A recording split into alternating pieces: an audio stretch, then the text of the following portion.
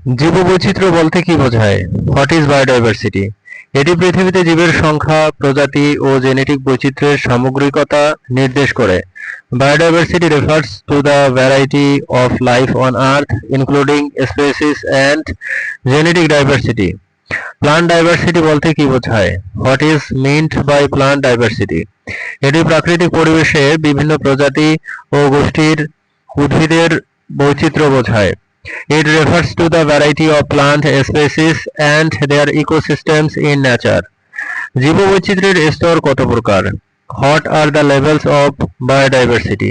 3 প্রকার: জেনেটিক, প্রজাতি ও ইকোলজিক্যাল বৈচিত্র্য। There are 3 genetic species and ecological diversity. Genetic বৈচিত্র্যের গুরুত্ব কি? Why is genetic diversity important? এটি প্রজাতির টিকে থাকা ও বিবর্তনের জন্য প্রয়োজনীয় অভিযোজনকে সহায়তা করে। It enables species to adapt to environmental change and evolve naturally. Species diversity ব্যাখ্যা করো। Explain species diversity. এটি একটি অঞ্চলে প্রজাতির সংখ্যা ও তাদের পরিমাণগত অনুপাতকে বোঝায়।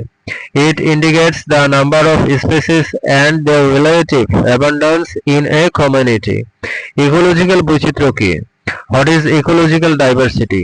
এটি বিভিন্ন প্রকার আবাস ভূমি ও ইকোসিস্টেমের বৈচিত্র্য বোঝায়। It refers to the variety of habitats and ecosystems within a given area. জীববৈচিত্র্যের ওপর হুমকি কি কি? What are the threats to biodiversity?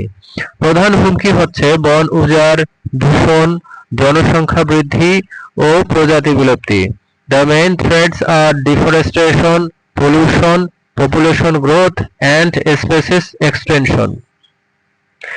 জীবাশ্মের মাধ্যমে উদ্ভিদের বিবর্তন কিভাবে বোঝা যায়? How do fossils help in understanding plant evolution? জীবাশ্ম উদ্ভিদের পূর্বপুরুষ ও বিবর্তনীয় পরিবর্তনের প্রমাণ দেয়। Fossils provide evidence of ancestral plants and evolutionary transmissions. Geological time scale কি? What is the geological time scale? এটি পৃথিবীর ইতিহাসকে বিভিন্ন যুগ ও পর্যায়ে বিভক্ত একটি সময়রেখা। It is a chronological representation dividing Earth history into eras and periods. উদ্ভিদ বৈচিত্র্য রক্ষার উপায় কি? What are the methods to conserve plant diversity? সংরক্ষণ স্থল তৈরি, পুনরুৎপাদন ও প্রাকৃতিক বাস্তুসংস্থান রক্ষা করা।